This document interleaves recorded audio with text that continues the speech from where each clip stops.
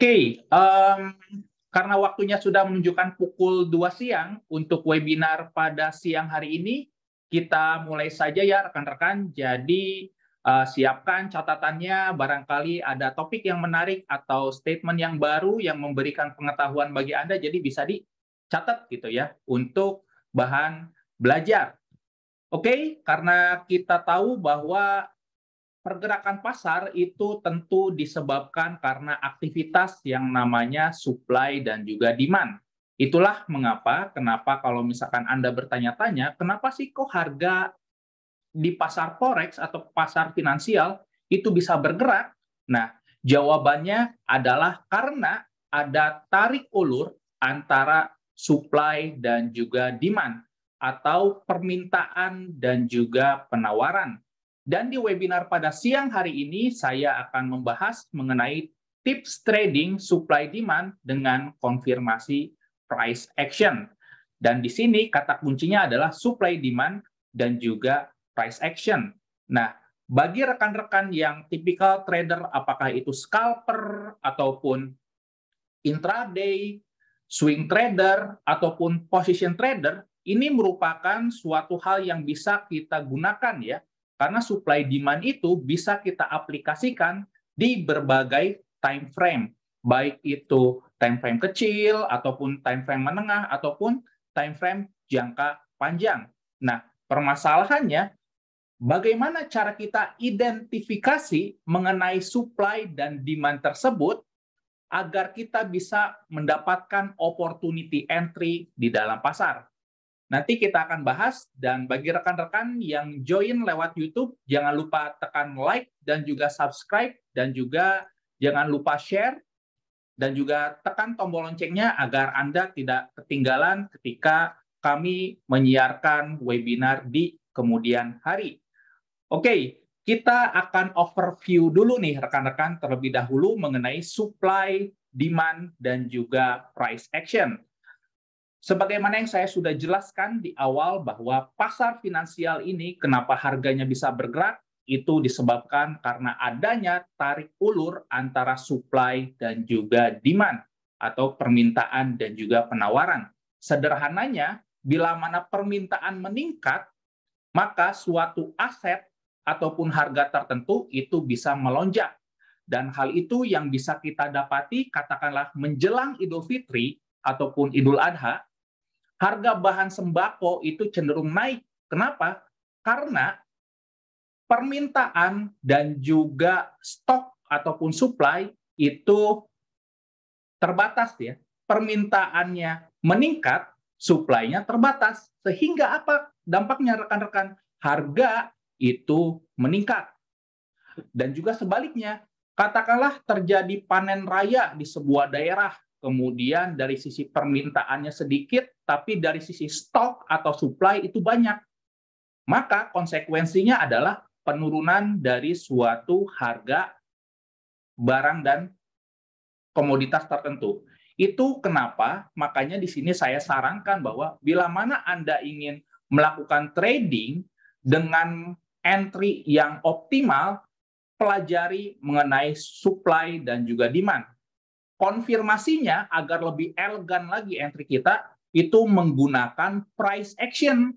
Nah, price action ini apa Pak Adam? Kalau misalkan secara bahasa, price action itu merupakan perilaku harga. Price action, perilaku harga. Jadi dari sisi price action, kita bisa lihat yang mana sih yang lebih dominan, apakah si buyer kah, apakah si seller kah, atau seri. Nah, ini menarik bukan untuk kita bahas? Maka dari itu, rekan-rekan siapkan kopinya terlebih dahulu, kemudian alat tulis, kita akan sama-sama belajar. Dan jangan lupa bagi rekan-rekan yang di tengah perjalanan saya menjelaskan ada pertanyaan, tidak usah ragu-ragu, langsung saja tanyakan di kolom chat, baik itu di Zoom ataupun di YouTube ataupun melalui aplikasi.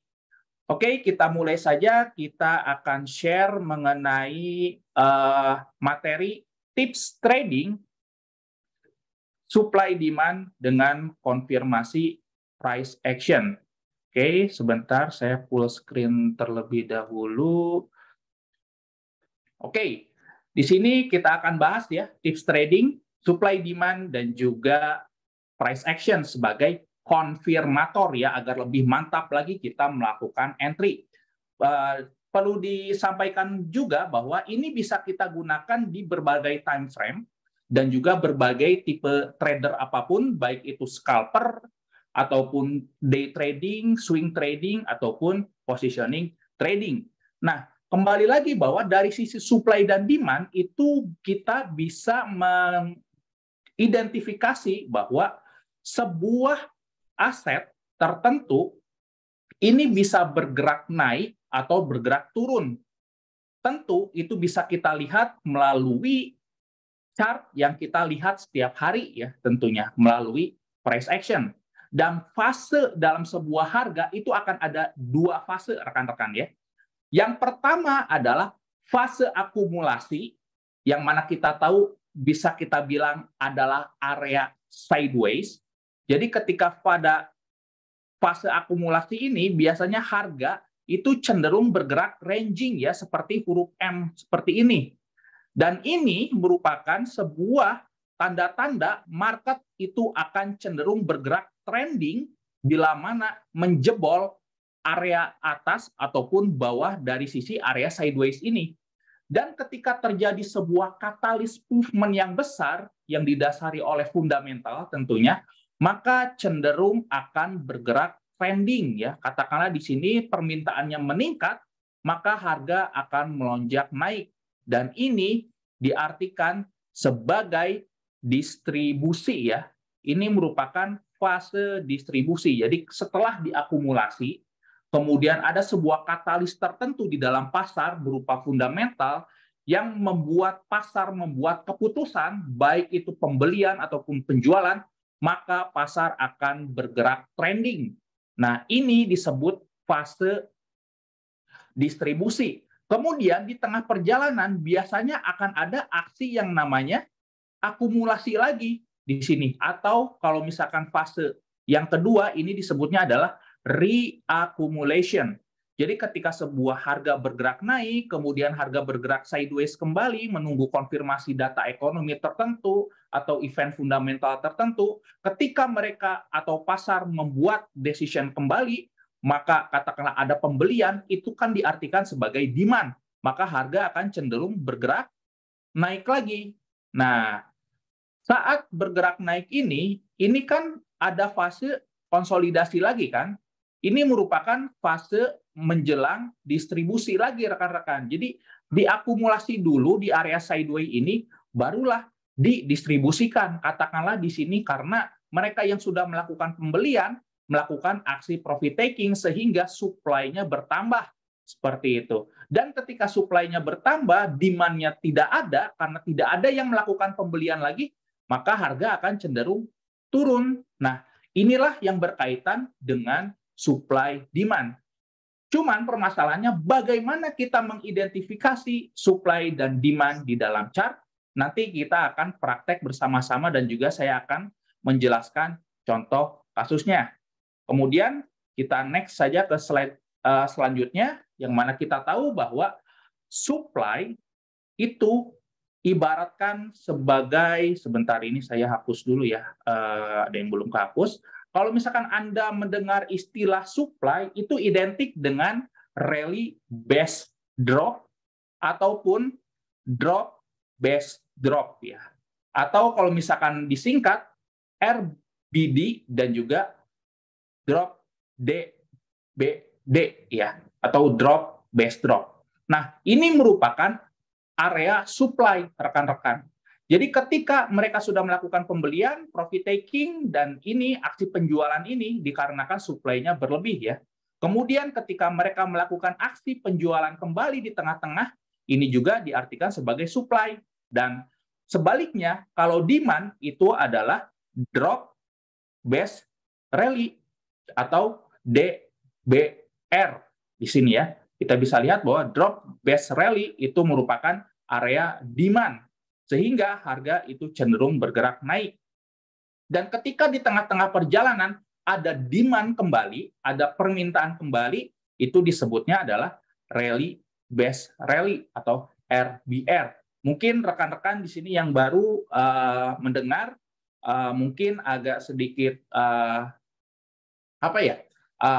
mengenal nih. Jadi kalau misalkan yang sudah lama mungkin sudah tidak asing lagi dengan istilah RBS, drop base drop, dan lain sebagainya. Ini merupakan arti dari sebuah fase pergerakan harga, yakni yang disebabkan supply dan juga demand.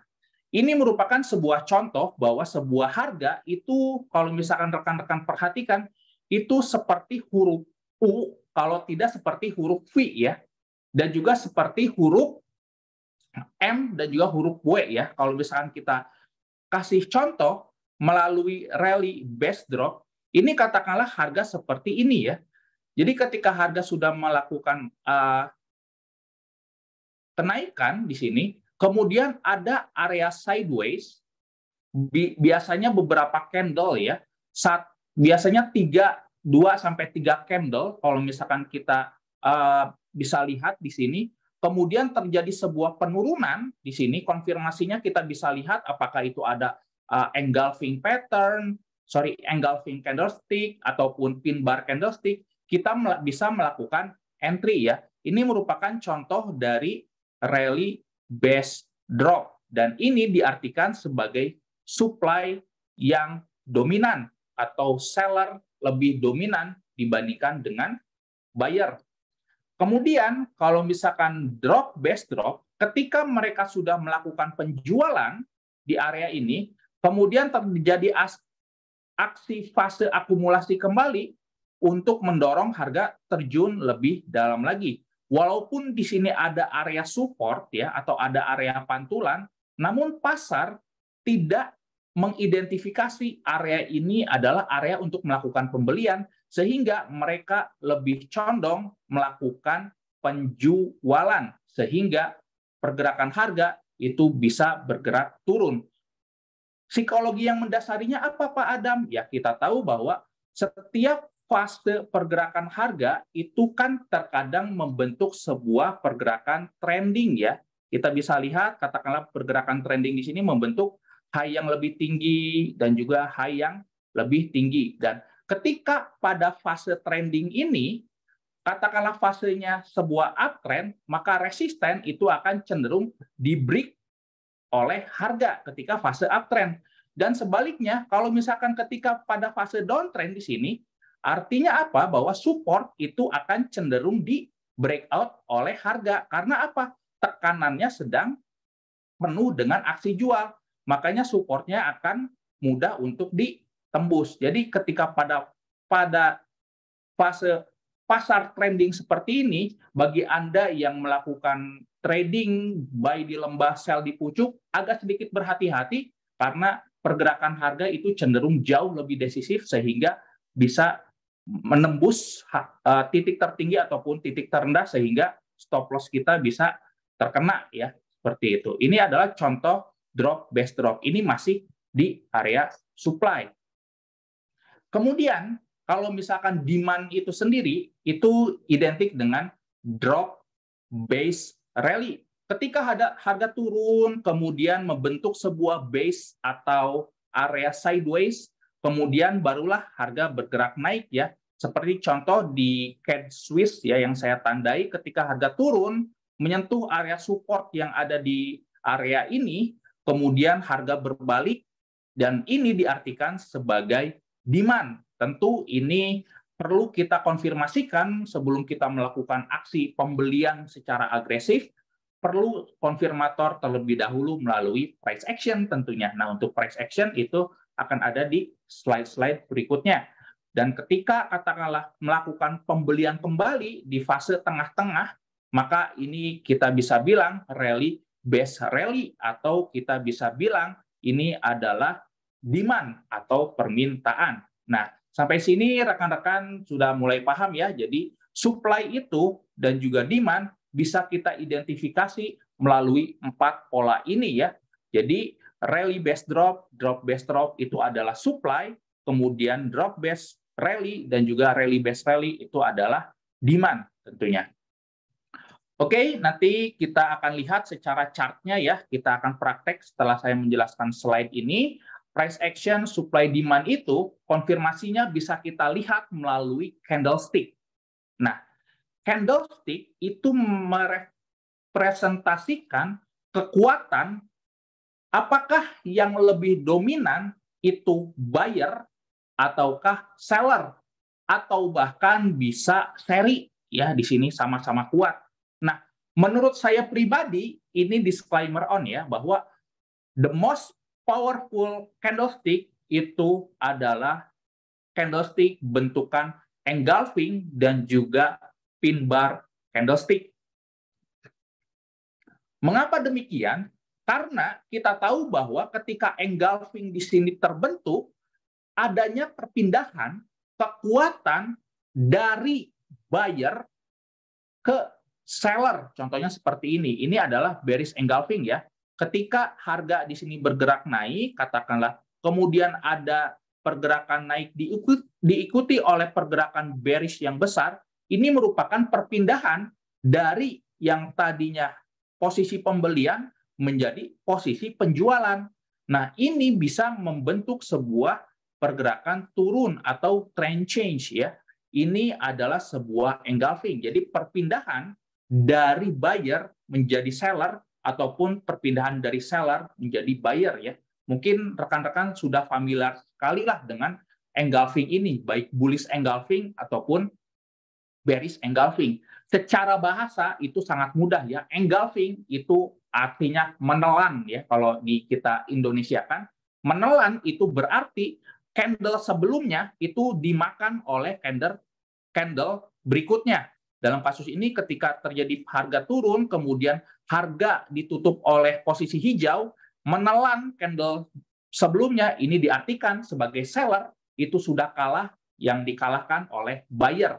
Seperti itu. Kalau pin bar bagaimana Pak Adam? Kita tahu bahwa pin bar ini merupakan sebuah tekanan dari yang tadinya harga turun, di sini harga turun, kemudian ketika menyentuh titik tertentu ada sebuah aksi pembelian yang ekstrim, sehingga ketika penutupan sesi trading itu membentuk sebuah, apa ini namanya, shadow atau jarum ya, kita bisa lihat.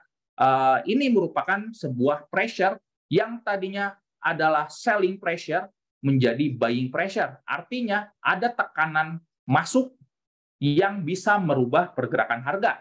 Katakanlah terjadi sebuah pergerakan turun, kemudian ada pergerakan candle seperti palu seperti ini ya, atau pin bar, maka ada potensi harga itu cenderung bergerak naik ya, entah korektif semata atau bisa menjadi trend change. Ini adalah pin bar candlestick. Begitupun dengan candlestick pin bar yang bearish seperti ini ya.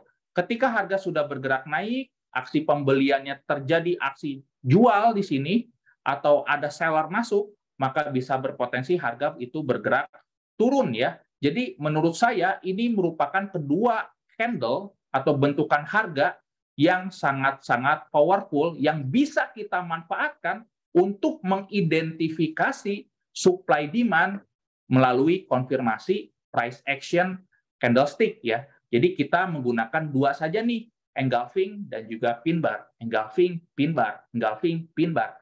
Itulah kenapa kita perlu konfirmasi dari sebuah aksi trading kita. Kenapa? Agar entry kita jauh lebih elegan dan juga jauh lebih mantap ya, seperti itu rekan-rekan. Nah, sekarang saya akan mencoba share terlebih dahulu mengenai entry ya, kalau misalkan kita melakukan trading menggunakan pin bar rejection di sini ya, pin bar candlestick, sorry ya. Di sini katakanlah harga sudah bergerak turun, kemudian adanya sebuah aksi profit taking yang cukup ekstrim ataupun ada aksi pembelian, kita bisa melakukan entry secara agresif di sini, melakukan pembelian dengan stop loss wajib diletakkan di bawah dari shadow ataupun jarum yang terbentuk ketika akhir sesi penutupan trading. Ataupun kalau misalkan kita ingin memberikan sebuah risk reward yang jauh lebih optimal, kita bisa menggunakan buy limit atau limit order di setengah harga yang terbentuk candle pin bar ini ya. Kita pasang limit order di setengah range dari terbentuknya candle pin bar seperti ini. Atau kalau misalkan kita ingin menggunakan sebuah buy stop, ini biasanya digunakan ketika terjadi sebuah volatilitas yang potensinya meningkat ya. Biasanya ketika NFP, FOMC, kita menggunakan jaring itu adalah buy stop ataupun sell stop ya, untuk menjebak sebuah pergerakan yang volatilitasnya tinggi. Katakanlah kita bisa menggunakan buy stop di atas range dari candle pin bar ini ya. Jadi ada 3 tips ya untuk kita melakukan trading entry di candlestick pin bar. Nanti kita akan ke chartnya, ini sebagai pegangan saja bagi rekan-rekan bahwa kita tidak seharusnya atau tidak harus melulu entry dengan agresif ya atau market order. Kita juga bisa menggunakan limit order ataupun stop order ya untuk memberikan konfirmator yang jauh lebih mantap ya, seperti itu. Kalau engulfing bagaimana Pak Adam? Katakanlah di sini terjadi bentukan sebuah bearish engulfing ya. Ini perlu dicatat juga bahwa rekan-rekan, kalau menggunakan price action, kembali lagi menggunakan price action di time frame yang semakin besar itu akan memberikan probabilitas yang jauh lebih besar. Kenapa? Karena bila mana kita menggunakan frame yang jauh lebih kecil, itu akan jauh lebih banyak noise-nya ya dibandingkan probabilitas keberhasilannya. Dan ini adalah contoh ketika terjadi sebuah engulfing, kita bisa entry di setengah candle-nya atau bisa di ujung entry di sini dengan stop loss wajib diletakkan di ujung dari candle yang terbentuk ya. Kalau saya sarankan itu lebihkan sedikit ya, karena untuk spread ya dikhawatirkan harga itu akan menjilat sebuah stop loss kita saja, seperti itu. Dan kembali lagi bahwa untuk kita bisa entry di price action, kita perlu konfirmasi yang jauh lebih idealnya itu menggunakan time frame yang jauh lebih besar lagi rekan-rekan. Kenapa? Karena bila mana kita entry di time frame yang lebih kecil, itu akan cenderung banyak noise ya. Terjadi engulfing atau bullish engulfing, kemudian dihajar lagi bearish engulfing, kemudian turun, dan lain sebagainya. Jadi kalau misalkan kita menggunakan time frame yang jauh lebih besar, probability entry kita itu akan jauh lebih maksimal ya. Kita akan contohkan di dalam sebuah chart di sini. Kita bisa lihat bahwa ini merupakan time frame daily ya. Kalau misalkan kita lihat bahwa di sini saya contohkan, ini ada sebuah pola yang namanya adalah rally based drop ya. Kita bisa lihat ini adalah rally based drop. Dan kalau misalkan kita lihat ke time frame yang jauh lebih kecil, ketika di area base di sini, rekan-rekan, di area base di sini, kalau misalkan kita lihat di time frame yang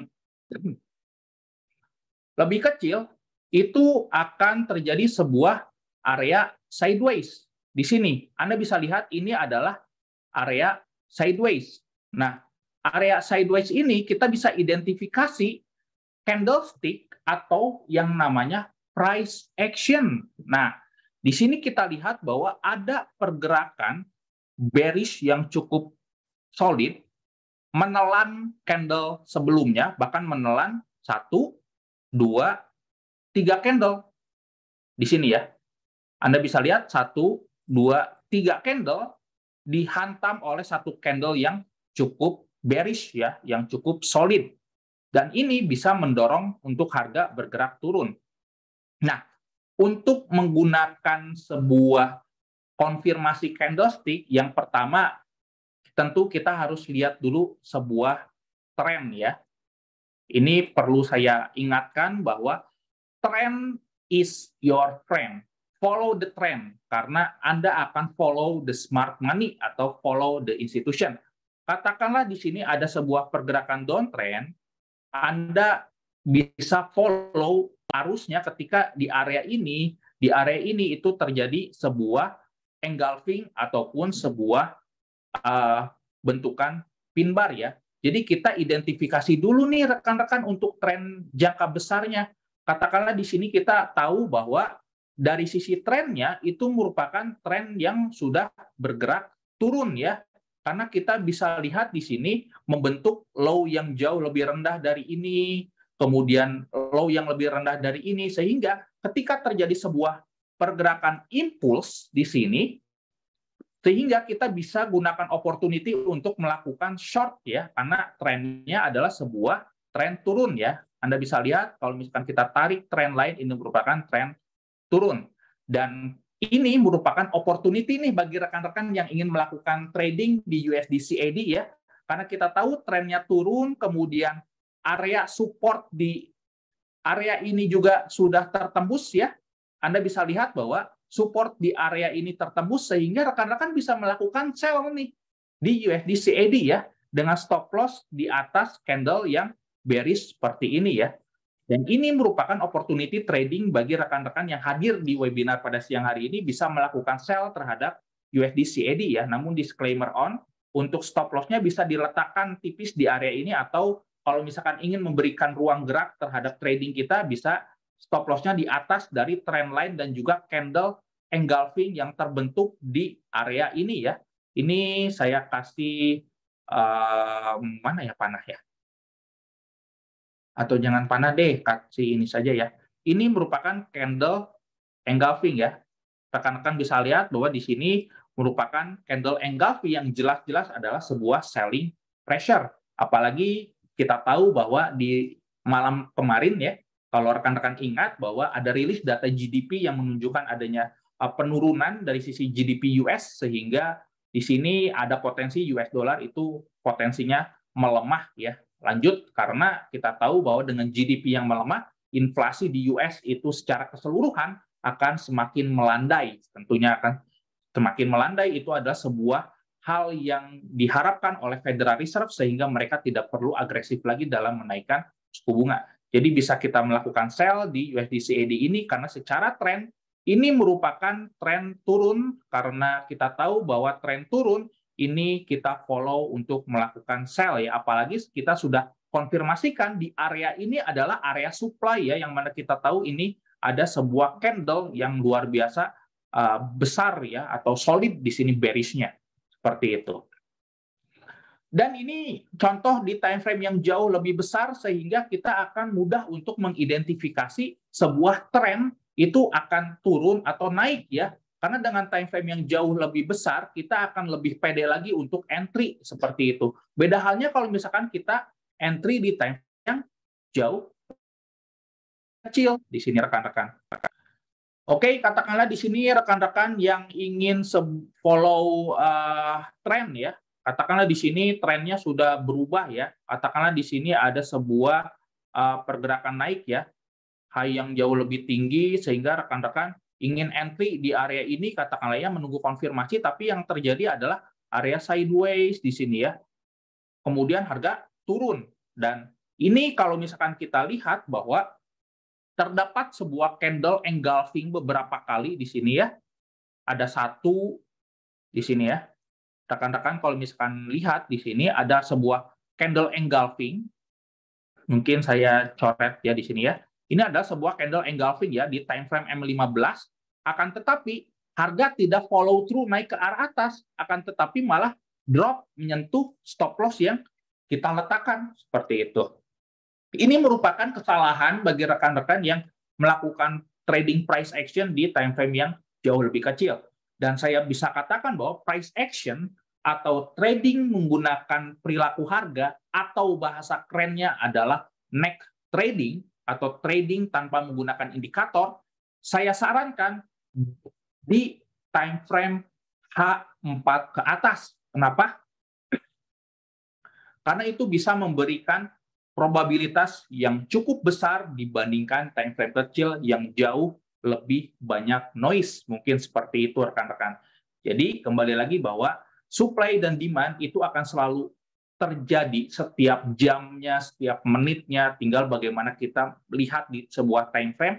Akan tetapi supply dan demand yang menurut saya bisa memberikan sebuah pergerakan trending jangka besar, itu supply demand berada di time frame yang besar, H4 ke atas, sehingga itu bisa memberikan probability yang cukup mantap untuk kita melakukan entry dan juga follow through the trend ya, karena kembali lagi trend is your friend, seperti itu. Oke, mungkin itu saja ya rekan-rekan untuk webinar pada siang hari ini. Kalau misalkan rekan-rekan ada pertanyaan, boleh, tidak usah malu-malu, tidak usah ragu-ragu. Kita akan mencoba membahas mengenai apa yang kita bahas di sini ya. Karena dengan rekan-rekan bertanya itu memberikan sebuah insight kepada rekan-rekan yang hadir di webinar pada hari ini, seperti itu. Saya izin minum dulu ya.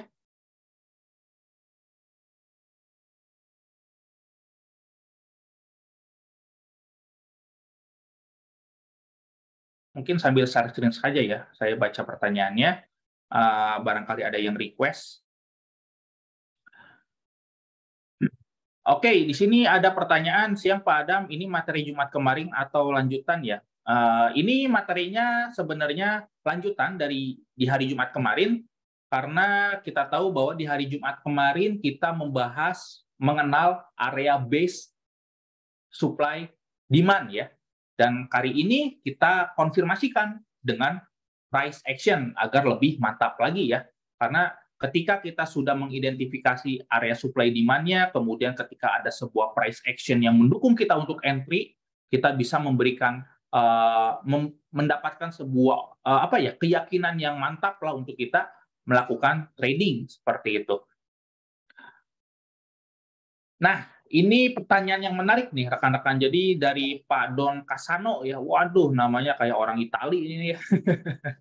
Menurut Bapak, kita harus belajar SND dulu atau SNR dulu? Nah, ini pertanyaan basic yang bagus ya. Kalau misalkan kita newbie, katakanlah di dunia trading, kita pelajari mengenai support dan juga support resistance terlebih dahulu ya. Karena support resistance itu adalah sebuah batasan harga diibaratkan sebagai lantai dan juga atap. Dan bola itu diibaratkan sebagai bola tenis ya. Ketika saya lemparkan bola ke lantai, ketika menyentuh lantai, bola akan cenderung mantul. Ketika menyentuh atap, bola akan mantul lagi ke arah bawah, dan itu adalah support resisten. Nah, ketika kita sudah mengetahui support resistennya, tinggal kita lihat area supply demand-nya di mana. Sebagai contoh, di sini kalau misalkan saya hapus terlebih dahulu ya, kita akan mencoba membuat area terlebih dahulu mengenai support resisten ya. Katakanlah chartnya cuma sampai segini ya, kita identifikasi dulu mengenai support resistennya. Berarti di area ini ada pantulan, kemudian ini subjektif ya, untuk menarik support resisten itu tidak ada kaidah tepatnya harus di ujung garis seperti ini atau di area bodinya, ini terserah rekan-rekan ya. Tapi kalau menurut saya semakin banyak areanya itu dipantul, semakin solid juga untuk area support resistennya. Seperti di area ini, titik tertinggi ini menjadi penahan di area ini. Ini merupakan support resistennya ya. Ini tidak apa-apalah saya aplikasikan di pasar yang tidak begitu trending ya, karena apapun kita bisa aplikasikan ya, baik di pasar yang ranging, choppy ataupun trending ya. Nah, ketika kita sudah lihat nih area support resistennya, nah sekarang kita lihat harga kan berada di area ini kan, harga berada di area ini. Oke, berarti harga berada di antara range 1.32222 dan juga 1.35 ya. Ini merupakan range harga. Oke, kita lihat saja di time frame yang jauh lebih kecil. Kita identifikasi area supply dan juga demand-nya. Oke, di area ini harga bergerak, berarti di sini ada sebuah pantulan. Di sini ada sebuah, oke kita tarik di area ini saja ya. Oke, di sini ada area pantulan rekan-rekan. 1, 2, 3, oke, dan juga jebol di sini. Kemudian ketika retest ini membentuk sebuah area base di sini ya, dan ini adalah sebuah area supply seperti itu. Oke, kemudian di sini ada area pantulan.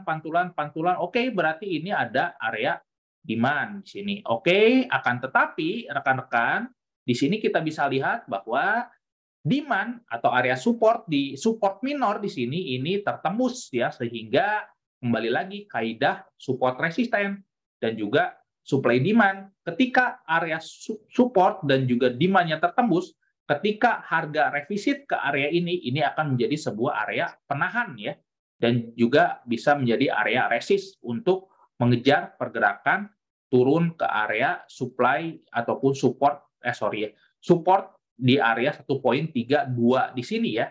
Jadi begitu rekan-rekan, untuk kita bisa mengidentifikasi, apalagi di sini kita bisa lihat ya, ini adalah sebuah pergerakan drop, kemudian area sideways, ini merupakan area base, kemudian rally. Ini merupakan adalah demand. Dan di sini beberapa kali harga mantul 1, 2, 3, sehingga ini kita bisa marking nih area demand ya, bahwa untuk membedakan antara supply demand dengan support resisten. Support resisten itu level tertentu ya, atau harga di sini supportnya 1.32, resistennya 1.35, itu adalah support resisten. Tapi kalau misalkan supply demand itu adalah zona ya, kita bisa lihat ini merupakan zona ya, yang saya tandai biru ini. Seperti itu. Karena zona di sini bisa lebar zonanya ataupun bisa kecil ya, tergantung kita memarking, karena ini kembali lagi subjektif ya, balik lagi ke tradernya masing-masing, seperti itu. Oke, itu mungkin ya Pak Don Kasano. Di sini mungkin ada pertanyaan lagi, satu lagi Pak.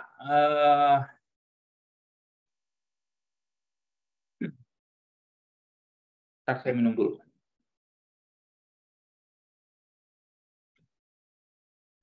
Fundamental atau news bisa break SN3 ya Pak? Terima kasih. Tentu bisa ya, karena kembali lagi bahwa bagi trader teknikal, mereka tidak akan bisa menjawab kenapa kok support resisten ini bisa ditembus atau area supply demand ini ditembus, karena mereka hanya mengacu terhadap sebuah pergerakan, tidak mengetahui kenapa kok ini bisa tertembus atau tidak. Sebaliknya kalau misalkan kita tahu fundamental, rekan-rekan mungkin tidak akan kaget kenapa harga ini bisa ditembus supportnya, resistennya kenapa bisa ditembus, itu karena adanya sebuah katalis fundamental.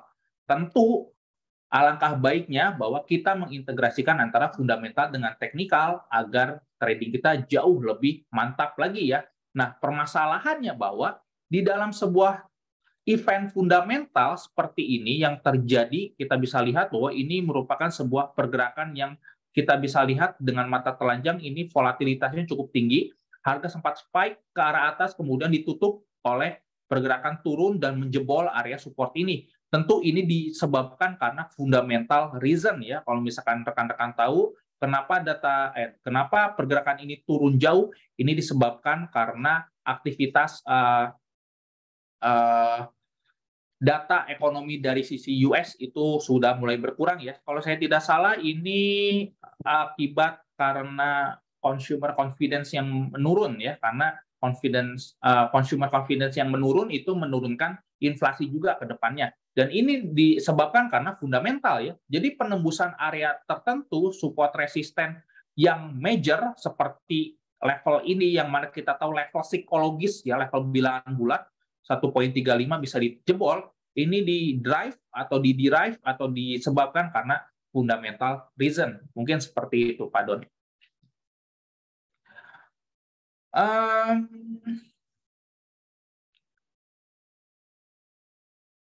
Oke, di sini Pak Ruben ya, bisa tanya pakai voice, boleh. Pak Ruben, sorry ya, ini ke tenggelam tadi si chatnya. Halo, Pak. Boleh. Ya, bagaimana kita tahu ciri-ciri fundamental itu lagi mempengaruhi dari struktur itu sendiri, Pak? Oke, ini pertanyaan bagus ya. Bagaimana kita bisa mengetahui fundamental sehingga bisa mempengaruhi pergerakan harga? Kembali lagi bahwa untuk kita bisa mengidentifikasi fundamental apa yang bisa mempengaruhi harga, lihat hot topik apa yang sedang diperhatikan oleh pasar yang terjadi baru-baru ini. Contoh, pada saat ini all eyes on US dollar dan juga all eyes on Federal Reserve. Sehingga kita pantau mengenai data yang berhubungan dengan US dollar dan juga Federal Reserve. Kita kerucutan lagi, apa yang Federal Reserve perhatikan pada saat ini? Tentu adalah nilai inflasi. Nah, oke, dari sisi inflasi kita sudah tahu, berarti ketika rilis data inflasi nanti di pertengahan Februari, kalau saya tidak salah, itu bisa memberikan volatilitas pergerakan harga. Dan kalau misalkan kita kerucutkan lagi inflasi, itu kan di dalamnya ada data ketenagakerjaan. Nah, data ketenagakerjaan ini kita pantau karena data ketenagakerjaan ini yang bisa memberikan kontribusi terhadap inflasi. Sehingga yang berhubungan dengan ketenagakerjaan, unemployment rate, NFP yang akan rilis di minggu depan ya, itu bisa mempengaruhi harga. Jadi, untuk kita bisa mengetahui fundamental apa yang bisa derive market adalah perhatikan hot topic apa yang diperhatikan oleh pasar baru-baru ini. Yang mana kita tahu bahwa pasar pada saat ini itu memantau nilai inflasi di US dan juga secara global. Dan tentunya nilai inflasi itu merupakan sebuah kerangka besarnya. Di dalam inflasi itu ada spesifikasi lagi ya. Jadi ada nilai GDP, di situ kemudian ada aktivitas konsumen, aktivitas investor, dan juga ketenagakerjaan, sehingga kita memantau data-data yang berhubungan dengan data tersebut. Seperti itu, Pak Ruben. Itu, jadi identifikasi dulu hot topic apa yang sedang diperhatikan oleh pasar, kemudian ketika kita sudah tahu hot topicnya apa, rucutkan, dan ketika kita sudah mengetahui, kita tinggal lihat secara teknikalnya, di mana kita akan melakukan entry, katakanlah, tentukan dulu apakah kita akan menjadi seorang buyer dan juga menjadi seorang seller. Mungkin seperti itu ya Pak Ruben ya, sudah jelas? Atau ada yang ditambahkan? Boleh satu lagi Pak? Boleh. Boleh buka pasar gold nggak Pak? Sekarang kan tadi lagi cukup hits itu. Oke, kita lihat kalau gold ya. Menurut saya, di D1 kalau nggak salah, D1 PH4 itu engulfing itu besar sekali itu Pak. Betul. Nah, kembali lagi saya lihat dia punya trennya secara garis besar, kita lihat pakai MA 200, itu dia pergerakannya terus naik ke atas, hampir bisa dibilang nggak turun ke bawah. Nah, di sini ada indikasi kalau menurut saya pribadi bahwa dia ketika nanti akan turun, dia akan drastis turun, ataukah kemungkinan puncaknya harga gold itu sudah di hari ini? Oke, ini pertanyaan bagus. Jadi apakah gold ini Dan akan... hari ini kan terjun sekali, bisa dibilang cukup terjun. Gitu. Betul. Oke, kita bisa identifikasikan itu melalui teknikal ya. Kita bisa lihat bahwa di sini di hari kemarin terdapat sebuah pergerakan yang bearish ya. Tentu ini disebabkan karena pasca rilis data GDP, pasar melakukan aksi profit taking. Dan kembali lagi bahwa menjelang akhir bulan, apalagi akhir minggu, institusi ataupun para bankers ataupun bank-bank besar itu melakukan tutup buku. Tutup buku di sini melakukan pencatatan transaksi apa yang mereka lakukan, sehingga mereka melakukan profit taking ataupun membiarkan posisi yang sedang berjalan. Nah, tentu kalau misalkan kita lihat secara price action, ini merupakan ada indikasi untuk bergerak turun ya, merevisit level 1900. Akan tetapi, ini perlu kita konfirmasikan melalui candlestick yang mungkin akan terbentuk di hari ini. Kalau misalkan candlestick di sini bisa close di bawah area ini yang saya tandai dengan garis putus-putus, maka ada indikasi bahwa gold itu bisa turun ke 1900 ya, ke area ini. Akan tetapi, bila mana support atau area demand ini bisa bertahan, maka ada indikasi itu gold itu mungkin akan bergerak sideways ya di area ini ya. Mungkin seperti itu, Pak Ruben. Konfirmasinya di mana? Di malam hari ini. Kita bisa lihat bahwa Di jam setengah 9 itu akan rilis data personal spending ya, yang berhubungan dengan inflasi juga di sini. Sorry. Ini minggu depan ya. Sorry, kita lihat kalender hari ini bahwa ada data core PCE dan juga personal income dan juga personal spending. Tentu ini merupakan data ekonomi yang memberikan kontribusi terhadap inflasi. Sederhananya, bila mana katakanlah di sini data ekonomi menunjukkan adanya sebuah penurunan, maka ada indikasi bahwa US dollar itu bisa kembali tertekan turun ke arah bawah dan juga gold itu bisa naik ke arah atas. Karena kita tahu bahwa data ini bisa memberikan volatilitas yang cukup besar ya, karena data ini juga yang diperhatikan oleh Federal Reserve. Seperti itu. Akan tetapi walaupun katakanlah rilis datanya menurun, pasar bisa bereaksi sebaliknya. Kenapa? Karena adanya aksi profit taking menjelang akhir bulan. Seperti itu, Pak Ruben. Jadi konfirmasinya akan ada rilis di data personal income dan juga personal spending yang akan rilis di jam setengah 9 malam. Seperti itu, Pak Ruben. Berarti artinya fundamental news ataupun data ekonomi apapun itu sangat berpengaruh sekali. Betul, Pak Ruben. Karena yang menjadi market mover ataupun yang menjadi pergerakan harga itu adalah fundamental reason, bukan technical reason. Sebenarnya technical itu hanya sebagai konfirmasi saja. Katakanlah fundamentalnya adalah bisa membuat pergerakan harga bullish, tapi kan sebagai investor yang bijak, kita tidak ingin dong membeli di area resisten. Itulah kenapa kita menyarankan untuk trading mengintegrasikan antara fundamental dengan teknikal agar bisa mencari timing entry yang tepat. Seperti itu, Pak Ruben. Betul. Kalau ini gimana, Pak? Ketika terjadi seperti ini, case-nya, apakah kecenderungan untuk dia akan turun atau naik, Pak? Oke. Kalau dia ada punya kecenderungan, Pak. Oke. Kalau misalkan ditanya kecenderungan, saya akan menjawab kecenderungannya potensinya turun. Kenapa? Karena yang pertama, secara teknikal ini adalah sebuah pergerakan aksi profit taking yang bisa derive untuk deep correction ya. Itu yang pertama. Yang kedua, dari sisi habit akhir bulan itu identik dengan profit taking. Walaupun saya tidak bisa mengatakan pasti akhir bulan dan juga akhir minggu itu identik profit taking, tapi kecenderungan pasar melakukan aksi profit taking. Apalagi misalkan dikonfirmasi oleh data yang diekspektasikan oleh pasar di sini sesuai apa yang mereka pikirkan. Sehingga itu akan menderive market untuk bisa bergerak turun ya dari sisi XAU. Kalau menurut saya pribadi ada kecenderungan XAU ini bisa bergerak turun ya, revisit ke opening price 2021 atau di level 1900 ya, tepatnya. Seperti itu. Berarti ketika dia naik pun dia nggak akan kuat bertahan tinggi ya Pak? Betul. Mungkin nanti akan rejection lagi. Pak. Ya, rejection. Betul, ataupun bisa bergerak sideways ya di area ini. Seperti itu.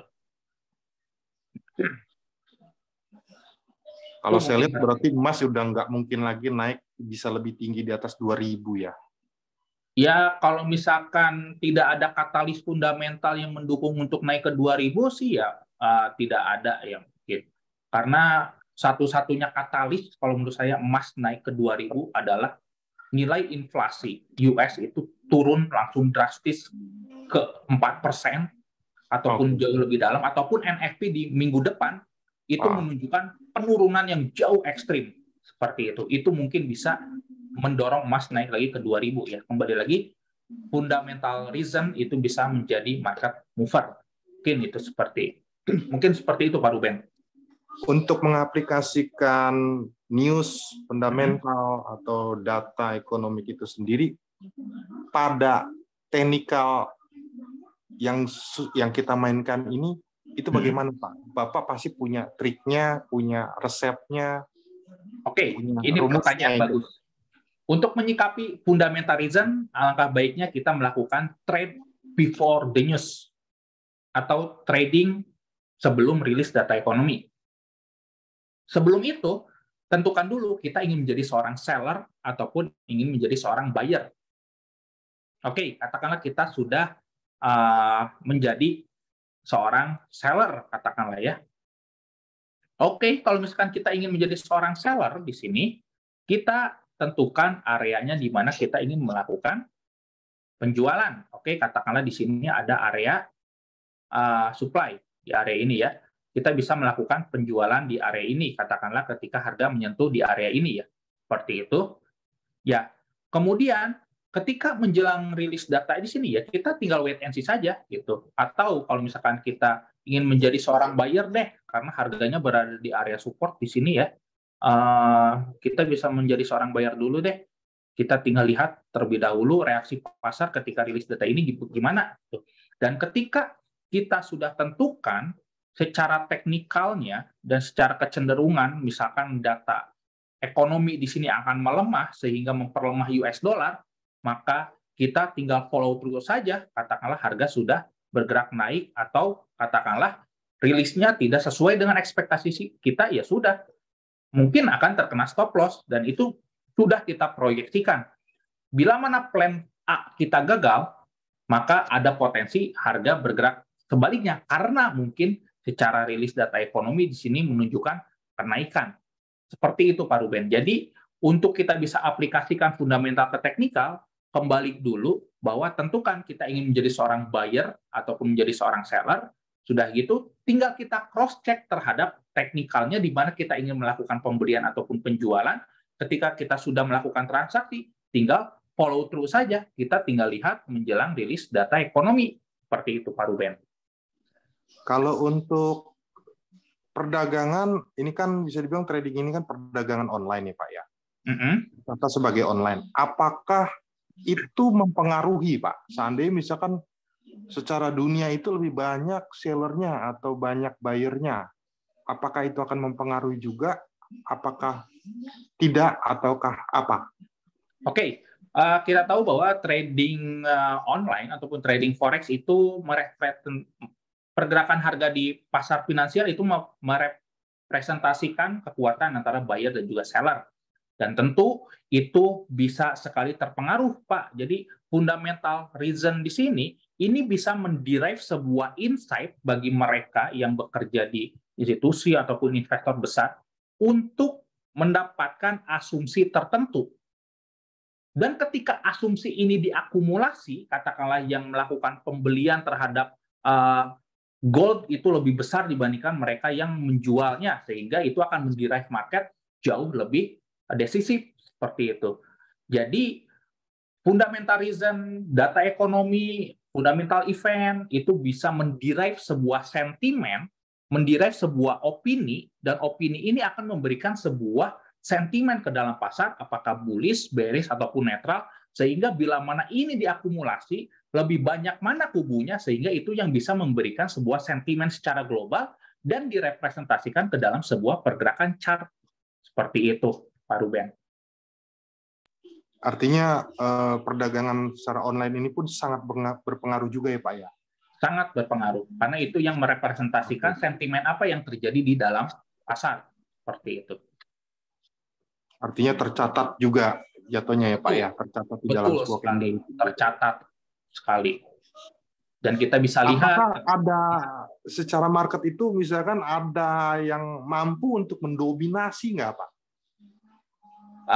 Kalau untuk yang mendominasi mungkin saya tidak bisa berkomentar ya, karena kembali lagi biasanya yang saya tahu itu bahwa setiap institusi itu memiliki kubunya masing-masing, tinggal lebih banyak mana kubunya itu yang bisa menderive sebuah sentimen seperti itu.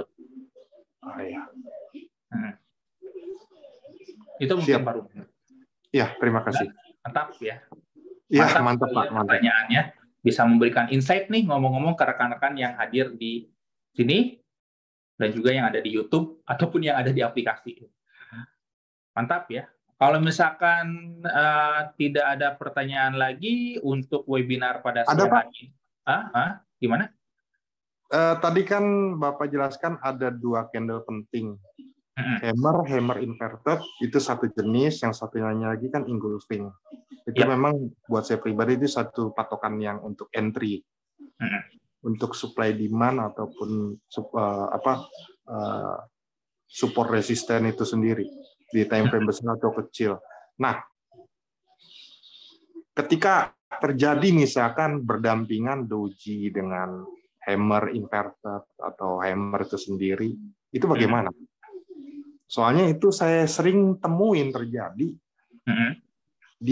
kalau saya lihat ya, kalau di pasar uang itu dia di forex itu rapi Pak, strukturnya enak dilihatnya. Tapi kalau di gold itu gimana ya?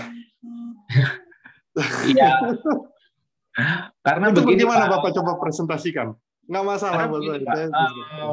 setiap instrumen itu memiliki keunikan pergerakannya masing-masing ya. Contohnya seperti forex itu akan jauh lebih rapi trendingnya ya. Ada impuls, korektif, impuls. Tapi kalau misalkan gold itu bisa berkepribadian ganda. Sekalinya impuls kencang, sekalinya koreksi dalam, dan juga bisa trending dengan tenang. Jadi dari refleksi chart yang terbentuk, katakanlah ada sebuah engulfing, kemudian ada pin bar, itu merupakan hal yang wajar karena kembali lagi sentimen itu always change, selalu berubah. Tinggal bagaimana kita sebagai seorang investor atau seorang trader bisa mendapatkan sebuah opportunity di dalam pasar dengan menentukan terlebih dahulu apakah kita ingin menjadi seorang buyer ataupun ingin menjadi seorang seller. Nah, mungkin dari situ kita tinggal follow through saja movement-nya. Kalau misalkan berbalik dengan analisa kita, ya sudah kena SL, tapi kalau misalkan harganya sesuai, ya sudah let it go saja, set and forget, sehingga kita bisa mendapatkan reward yang optimal. Jadi untuk pergerakan choppy, pergerakan saling kontradiktif, candlestick satu dengan candlestick yang lain itu hal yang wajar ya, karena pasar finansial ini atau pasar forex merupakan pasar yang desentralisasi ya. Jadi kita tidak tahu perputaran dolar itu berapa, perputaran euro itu berapa secara global, karena desentralisasi. Dan hal itu yang menyebabkan kenapa kok broker A dengan broker B itu beda secara harga, karena pasar kita terdesentralisasi. Seperti itu Pak Ruben. Kalau secara teknikal, Pak, secara teknikal itu kan dia ada yang apa sih namanya, saya lupa itu. Bicara pergerakan harga, bicara candle teknikal, dia kan ada candle panjang, pendek, terus ada tekanan seller sama buyer itu ya Pak ya. Itu ya kalau teknikal kan kita pasti banyak lah yang seperti Bapak jelaskan seperti tadi ya Pak ya. Itu untuk yang cara yang termudah, cara yang simple itu bagaimana triknya Pak? Oke. Selain entry, kalau entry kan anggap entry kita gampang nih Pak. Oke. Oke. Untuk simple kita trading menggunakan price action, Pak Ruben, mohon maaf sebelumnya mungkin ini pertanyaan terakhir ya di webinar, karena waktunya sudah 1 jam. Kebetulan saya ada meeting juga sebentar lagi. Jadi untuk mudah melakukan trading price action, melakukan trading price action di time frame yang lebih besar dari H4, atau saya sarankan daily close ya. Kenapa daily close, Pak Ruben? Karena kita tahu bahwa daily close itu mencangkup 4 kesepakatan bursa.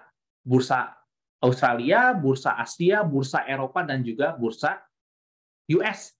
Sehingga dari candlestick yang terbentuk itu merepresentasikan sentimen dari keseluruhan bursa. Nah, tinggal katakanlah ketika terjadi sebuah pergerakan bullish engulfing di time frame yang daily, oke, berarti ada sebuah sentiment change, sehingga kita tinggal lihat ke time frame yang jauh lebih kecil untuk entry masuk ke dalam pasar. Seperti itu. Itu sederhana tips dari saya mungkin Pak Ruben untuk trading price action di time frame yang lebih besar. Saran saya menggunakan daily close. Kemudian untuk kita entry-nya itu di time frame yang jauh lebih kecil agar SL-nya tidak terlalu besar dan juga tidak terkena koreksi terlebih dahulu. Seperti itu Pak Ruben. Oke, udah jelas ya Pak Ruben ya? Terima kasih, bagus Pak. Gitu ya. Oke, sekedar info saja bahwa webinar minggu depan itu kita akan membahas mengenai proyeksi gold, euro USD, dan juga oil yang menjelang US NFP. Jadi stay tune saja. bunyikan ring bell agar Anda tidak ketinggalan mengenai informasi mengenai webinar yang akan kami hadirkan ya setiap minggunya. Oke, happy trading, safe trading. Assalamualaikum warahmatullahi wabarakatuh.